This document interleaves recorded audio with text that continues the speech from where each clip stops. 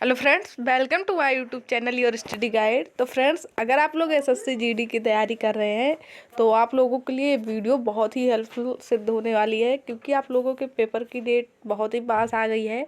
तो अब आप लोगों को बस वही पढ़ना चाहिए जो आपके एग्जाम में बार बार पूछा गया है। तो ये क्वेश्चन फ्रेंड्स मैंने वही लिया है जो एसएससी जीडी के प्रीवियस ईयर में बार बार पूछे गए हैं। तो बिल्कुल ये जितने क्वेश्चन हैं आप लोग बिल्कुल इसे रट लीजिएगा। देखिए, पहला क्वेश्चन क्या है। रानी रुद्रमा देवी किस राजवंश के प्रसिद्ध शासक थी या शासका थी। तो रानी रुद्रमा देवी किस राजवंश के प्रसिद्ध शासका थी। तो फ्रेंड्स, आप लोगों को पता होगा काकतीय वंश। और ये क्वेश्चन पता नहीं कितनी बार पूछा गया है, तो बिल्कुल आप लोग इसे रट लीजिएगा कि रानी रुद्रमा देवी किस राजवंश की प्रसिद्ध शासका थी। तो काकतीय वंश ध्यान रखिएगा। अगला क्वेश्चन देखिए जो कि स्टैटिक जीके का है, बहुत बार पूछा गया क्वेश्चन है कि वल्लम काली किस तरह का एक पारंपरिक खेल है।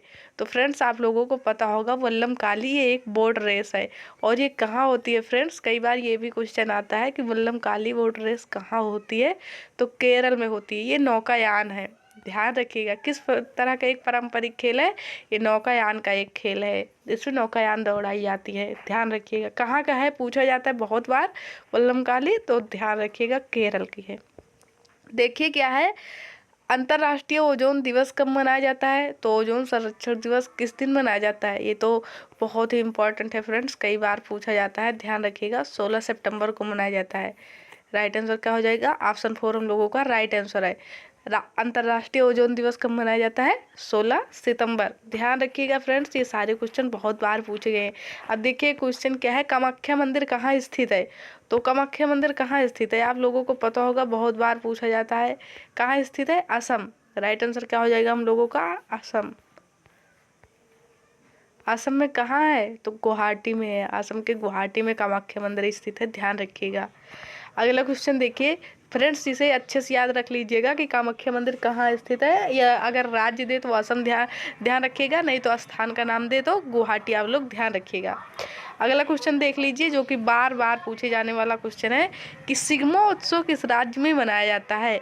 तो सिग्मो उत्सव कहाँ मनाया जाता है, सिग्मो उत्सव मनाया जाता है गोवा में। फ्रेंड्स, सिग्मो देखिए जो गोवा के प्रसिद्ध उत्सव हैं आप लोग उनका नाम ध्यान रखिए, कई बार पूछे जाते हैं। कौन कौन से हैं, सिग्मो तो है ही, उसके बाद एक उत्सव यहाँ मनाया जाता है जो कि बहुत बार पूछा जाता है। वांड्रम कहाँ का है, तो यहीं का है। वांड्रम कहाँ है, यहीं का है। सिग्मो कहाँ का है, यहीं का है।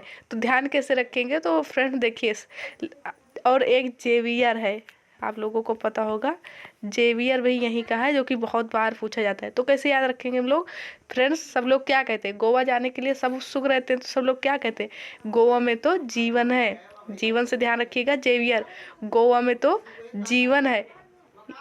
यहाँ ड्रम वरम क्या होते हैं, बजते रहते हैं। सिंगिंग उंगिंग क्या होती है, होती रहती है। तो सिंगमो, वांड्रम, जेवियर, ये सब आप लोग कैसे ध्यान रखेंगे, ऐसे यहाँ से ध्यान रख सकते हैं ट्रिक के माध्यम से। चिक्कल कालो, ये सब यहीं के हैं। चिक्कल कालो, सिग्मो, वांड्रम, जेवियर। तो आप लोग ये सारे नाम ध्यान रखना। क्वेश्चन है, भारतीयों द्वारा अंग्रेजी भाषा में प्रकाशित प्रथम समाचार पत्र क्या था। तो भारतीयों द्वारा अंग्रेजी में प्रकाशित प्रथम समाचार पत्र हिंदू पैट्रियार्ट था, ध्यान रखिएगा। कौन था, हिंदू पैट्रियार्ट। अगला क्वेश्चन देखेंगे हम लोग, क्वेश्चन नंबर 7 जो कि संविधान से पूछे जाने वाला बहुत ही इंपॉर्टेंट क्वेश्चन कि संविधान में कुल कितने मौलिक अधिकार दिए गए। अब फ्रेंड्स, इसमें कई बार स्टूडेंट फंसते हैं, 6 या 7, आंसर क्या दें, दोनों ऑप्शन रहता है। तो देखिए, पूछा जाए संविधान में कुल कितने मौलिक अधिकार दिए गए हैं तो आंसर होगा 6।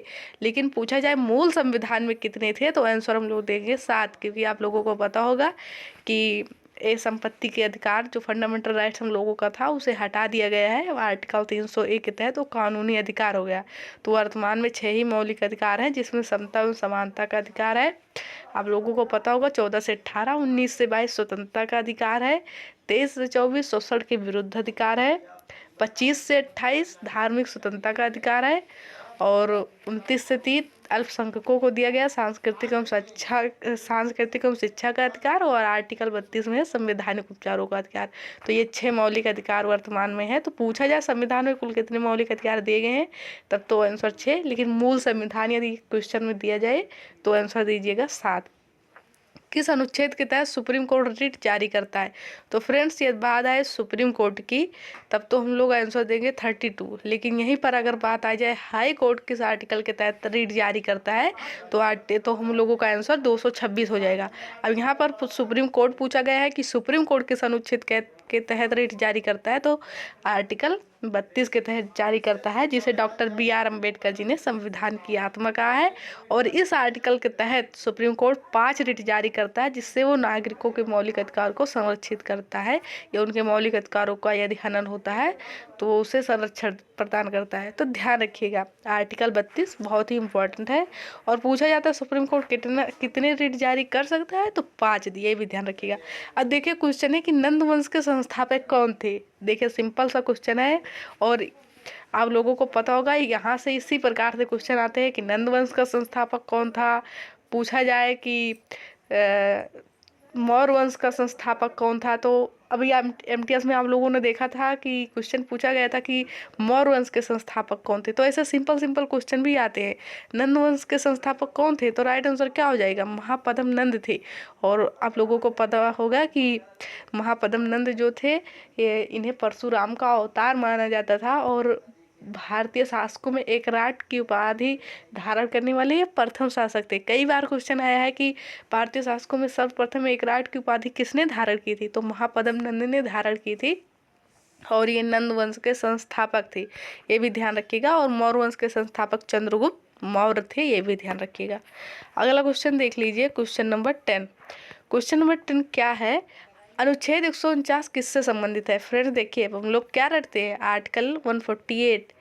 आर्टिकल 148 में हम लोग याद कर लेते हैं क्या, नियंत्रक एवं महालेखक परीक्षक। लेकिन एग्जाम में क्वेश्चन क्या पूछा गया था जीडी में, आर्टिकल 149 किससे संबंधित है। तो ध्यान रखिएगा नियंत्रक एवं महालेखक परीक्षक के कार्यों और शक्तियों से संबंधित है। देखिए आर्टिकल 148 में उनका वर्णन किया गया है, लेकिन आर्टिकल 49 में उनके कार्यों का और उनके शक्तियों का वर्णन किया गया है। और इन्हें नियंत्रक एवं महालेखक परीक्षक को इंग्लिश में क्या कहते हैं, CAG, comptroller and auditor general. तो आर्टिकल 148 में इनका वर्णन किया गया है, 149 में इनके कार्यों और शक्तियों का वर्णन किया गया है। और पता होगा भारत सरकार के सबसे बड़े वकील के रूप में माने जाते हैं। और वही हम लोग राज्य की बात कर ले तो वहाँ होते हैं अटॉर्नी जनरल, इन्हें कहा जाता है। देखिए अटॉर्नी जनरल का वर्णन कहाँ किया गया है, तो आर्टिकल 76 में, ये भी ध्यान रखिएगा आप लोग। अगला क्वेश्चन देख लेते हैं हम लोग। क्वेश्चन क्या हम लोगों का, क्वेश्चन नंबर 11 क्या है, पहला परमवीर चक्र किसे दिया गया था। तो फ्रेंड्स बहुत इंपॉर्टेंट है कि ध्यान रख लीजिएगा, ऐसे ही बहुत बार पूछा जाता है सभी एग्जामों में कि पहला परमवीर चक्र किसे दिया गया था, तो मेजर सोमनाथ शर्मा को दिया गया था। किसे दिया गया था, मेजर सोमनाथ शर्मा। अगला क्वेश्चन देखिए क्या है, क्वेश्चन देखेंगे अगला, कोशिका की खोज किसके द्वारा की गई थी। तो मैंने पिछले कई प्रैक्टिस सेट में इसे कराया है कि रॉबर्ट हुक ने इसकी खोज की थी। और ये कब खोजी गई थी रॉबर्ट हुक द्वारा, तो 1665 में खोजी गई थी। कोशिका सिद्धांत स्लाइडन एवं स्वान ने 1939 में दिया था, ये भी आप लोग ध्यान रखिएगा। कई बार पूछा जाता है कि स्लाइडन एवं स्वान ने कोशिका सिद्धांत कब दिया था, तो 1939 में दिया था। वहीं पूछ लिया जाए जीवित कोशिका की खोज किसने की थी, तो लुईमन हॉक ने की थी, ये भी ध्यान रखिएगा। अगला क्वेश्चन देखेंगे हम लोग, क्वेश्चन नंबर 14। और क्या है देखिए क्वेश्चन हम लोगों का, क्वेश्चन है जवाहरलाल नेहरू ने पहली बार झंडा कहाँ फहराया था। जवाहरलाल नेहरू जी ने पहली बार झंडा कहाँ फहराया था, तो राइट आंसर हो जाएगा हम लोगों का इंडिया गेट। और इनसे जो और क्वेश्चन बन सकते हैं, एक्सपेक्टेड क्वेश्चन जो इस बार एग्जाम में पूछे जाते हैं, उसे हम लोग देख लेते हैं, पूछे जा सकते हैं। A letter to my daughter इनकी पत्रिका है, और डिस्कवरी ऑफ इंडिया, दोनों ध्यान रखिएगा किसकी है, तो भारत की खोज हिंदी में, और मेरी पुत्री के लिए एक पत्र, यदि हिंदी में भी इसका ट्रांसलेट होकर आता है तभी आप लोग ध्यान रखिएगा। A letter to my daughter Discovery of India Pandit Jawaharlal Nehru ji की है, ध्यान रखिएगा। क्वेश्चन क्या है, भारत ने पहला टेस्ट मैच कब खेला था। तो आप लोगों को पता होगा ये 2 प्रकार से पूछा जाता है। पहला पूछा जाता है कि पहला टेस्ट मैच कब हुआ था, तो वर्ल्ड में सबके लिए हो जाएगा। लेकिन यदि ये ऐसा क्वेश्चन आता है कि भारत ने पहला टेस्ट मैच कब खेला था, तब राइट आंसर हो जाएगा 1932। यदि आए कि पहला टेस्ट मैच कब हुआ था, तो हम लोग आंसर देंगे 80, क्या आंसर देंगे हम लोग 80 77 1877 पहला वर्ल्ड कप कब हुआ था? 1877 में हुआ था। लेकिन भारत ने पहली बार कब खेला था? तो 1932 में। अब मैंने जो यहाँ ऑप्शन लिया है इसको आप दो लोग देख लीजिए, बहुत इंपॉर्टेंट है। बात करें 2006 की, तो 2006 में क्या हुआ था? आप लोगों को पता होगा कि भारत ने पहली बार T20 मैच खेला था।